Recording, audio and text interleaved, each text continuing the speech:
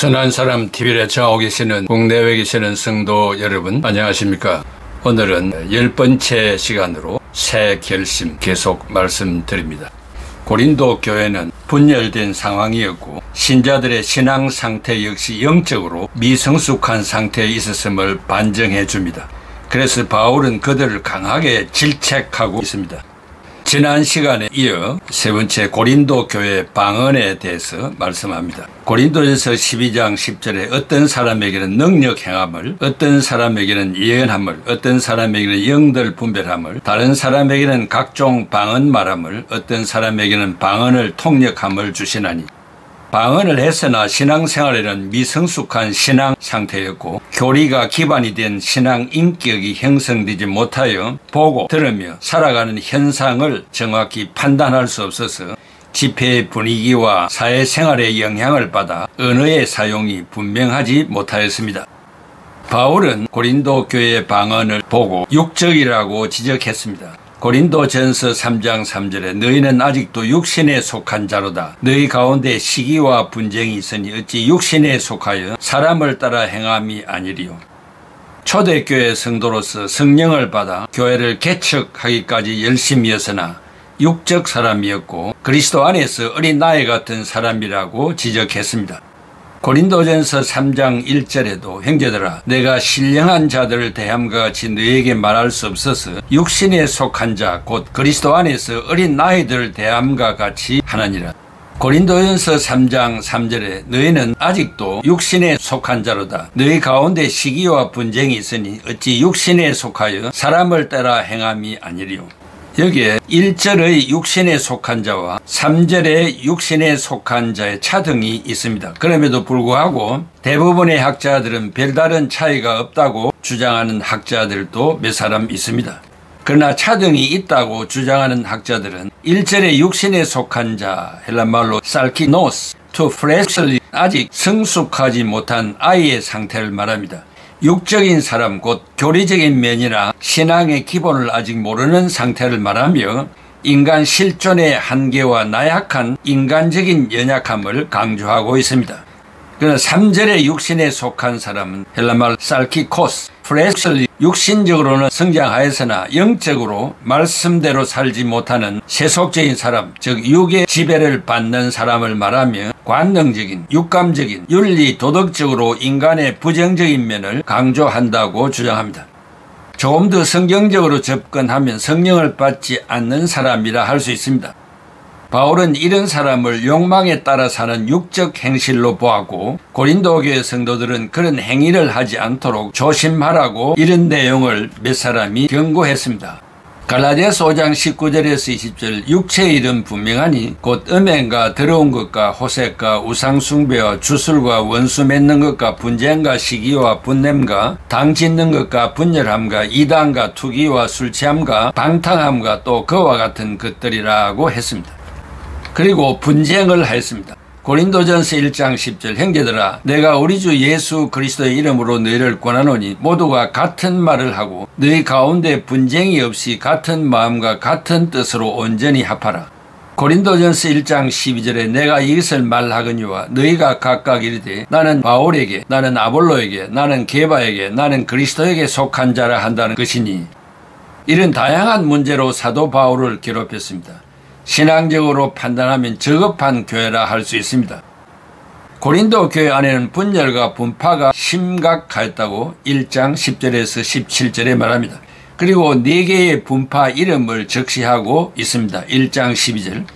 그러나 바울은 4개의 분파를 축소하여 핵심 분파를 언급합니다. 3장 6, 7절에는 두 분파가 고린도 교회 안에서 문제를 일으켰던 핵심적인 실세들로 지적합니다. 하나는 바울파였고 다른 하나는 아볼로파였습니다. 바울은 교회를 세웠고 아볼로는 교회의 지도자였습니다. 아마도 이 두 지도자를 빙자하여 파벌 싸움을 한 것 같습니다. 고린도전서 3장 6, 7절에 바울은 심었고 아볼로는 물을 주었으되 오직 하나님께서 자라게 하셨나니 그런즉 심는 이나 물 주는 이는 아무것도 아니로되 오직 자라게 하는 이는 하나님뿐이니라. 바울은 성도들이 분파를 만들어 자기들의 목적을 주장하고 높아지고 주관하려 하지만 이것은 아무것도 아니라고 지적하고 있습니다. 오직 너희들을 존재케 하시는 하나님만 위하고 순종하고 복종해야 할 것을 권면하고 있습니다. 이렇지 못한 이유가 육신에 속한 자이기 때문이라고 한마디로 정리하고 있습니다. 방언 역시 바울은 한편으로는 방언을 시인하고 소극적으로는 중단시키지 않고 적극적으로는 방언 대신 예언을 강조하였습니다. 그 이유는 고린도전서 13장 8절에 사랑은 언제까지나 떨어지지 아니하되 예언도 피하고 방언도 거치고 지식도 피하리라고 했기 때문입니다. 또한 방언의 감정적인 면을 절제하고 교회의 건덕에 힘쓰라고 했습니다. 고린도전서 14장 3, 4절에 그러나 예언하는 자는 사람에게 말하여 덕을 세우며 권면하며 위로하는 것이요 방언을 말하는 자는 자기의 덕을 세우고 예언하는 자는 교회의 덕을 세우나니 라고 27절에서 39절에 말합니다. 여기에 덕은 헬란말 오이코도메이, 에디파이스는 의미 있는 삶이고 가치 있는 삶을 말합니다. 이런 삶은 모든 사람에게 유익을 주며 존중받는 삶이라 할 수 있습니다. 나의 유익을 위하여 남에게 해를 끼치지 않는 것입니다. 결단코 남에게 불이익이 돌아가지 않도록 배려하는 것입니다. 그리고 과욕을 부리지 않는 것입니다. 사람에게 의욕이 필요하지만 과유불급이 되지 않아야 합니다.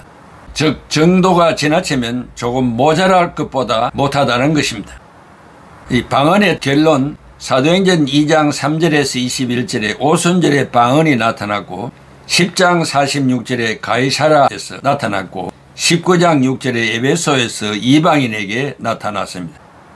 초대교회 당시에는 성경이 없었기 때문에 이러한 고린도 교회 방언도 사용이 되었습니다.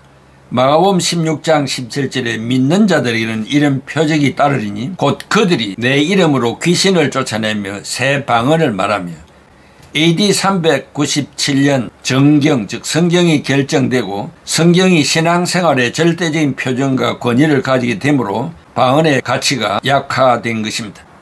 이런 측면에서 방언이 성령의 역사인가 아니면 사단의 역사인가 정신적인 혼란에서 왔는가 하는 것은 열매로 알 수 있습니다. 독수 독가의 법칙입니다. 독이 있는 나무의 열매에 독이 있다는 말입니다.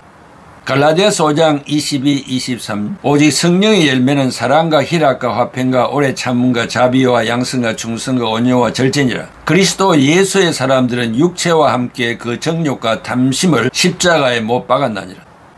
방언의 은사를 받으려고 따라하거나 훈련을 받거나 하는 것은 교회의 본질을 떠난 비성경적인 일입니다. 방언을 하려고 감정적으로 치우치는 것을 경계함과 동시에 이성적인 감격과 열심도 필요합니다. 그러나 중생한 성도들은 나의 행위가 교회에 유익한가 아니면 무익한가를 따져야 합니다. 왜냐하면 성경이라는 절대적인 표준서가 있기 때문입니다. 즉 성경이 말하는 대로 실천하면 그 이상은 없기 때문입니다. 초대교회는 방언하는 은사가 흔했는데 황홀한 상태에 빠지며 아무도 알아듣지 못하는 말로 떠들어댔습니다. 어떤 사람은 방언을 너무나 사모하여 자기 체면에 걸리기도 하였고 그래서 엉터리로 말을 중얼거렸습니다.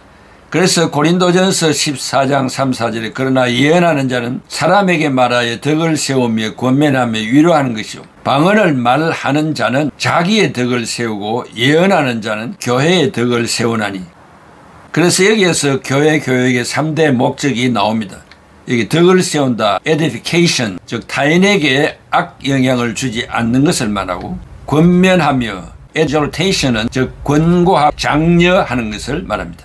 위로하는 것, consolation, 즉 위로와 격려와 치하를 하는 것입니다. 그리고 방언과 예언의 비교. 바울은 방언의 은사보다 예언의 은사를 높이 평가한 것은 외적인 유용성이나 효율성의 관계에서 높이 평가한 것입니다.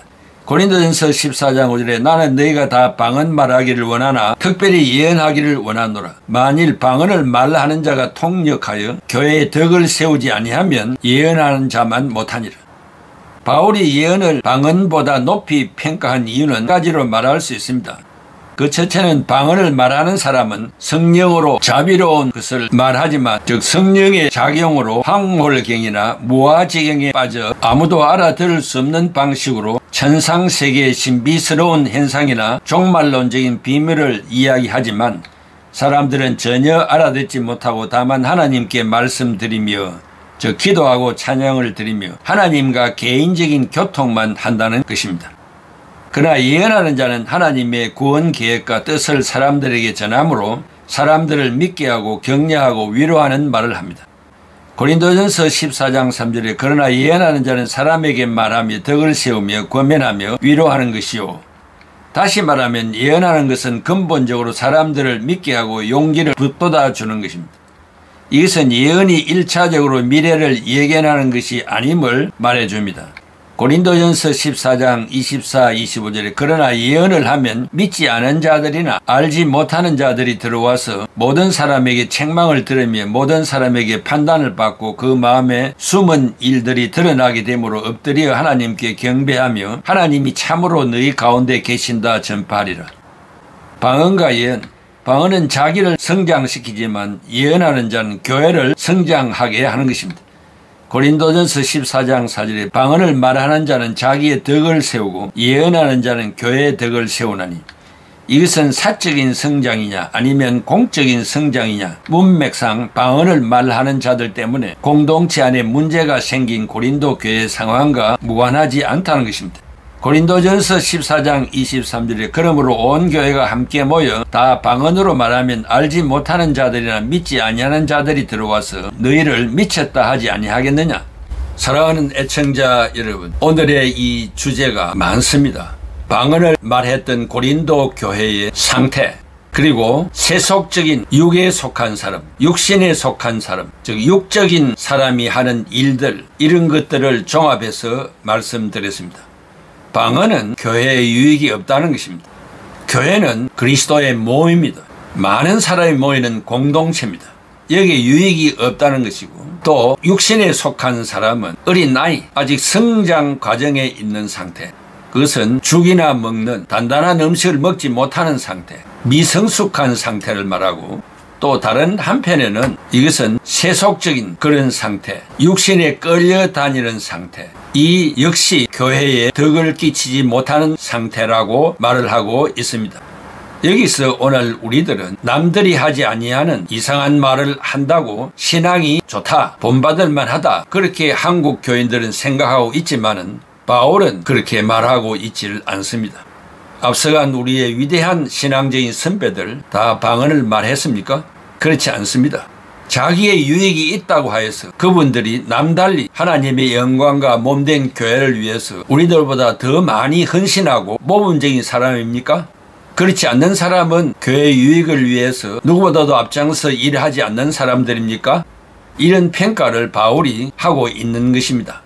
그래서 오늘 주어진 이 장구한 내용들이지만 줄여서 말씀드렸습니다. 이 바울이 사도행전 2장과 고린도 전서에서 말하는 이 방언에 대한 내용의 결론이 무엇인가를 잘 이해하였습니다.